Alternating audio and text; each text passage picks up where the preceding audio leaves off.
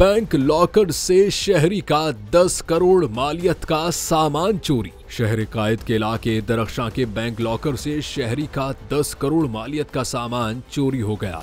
तफसीलात के मुताबिक दरख्शां के इलाके में निजी बैंक के लॉकर से 10 करोड़ रुपए मालियत का सामान चोरी किए जाने का इंकशाफ हुआ है। मुतासरा शहरी ने दरख्शां थाने में वारदात का मुकदमा दर्ज करा दिया।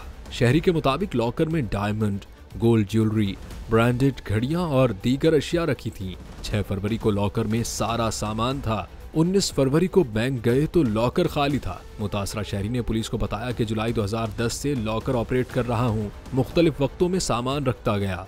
FIA और स्टेट बैंक को भी दरखास्त इरसाल कर दी। पुलिस ने बताया कि वाक़े की तहकीकात जारी हैं, जबकि मुद्दई से भी तफसीलात ले ली गई। तहकीकात के दौरान जरूरत महसूस हुई तो मजीद दफात भी आयद की जाएंगी।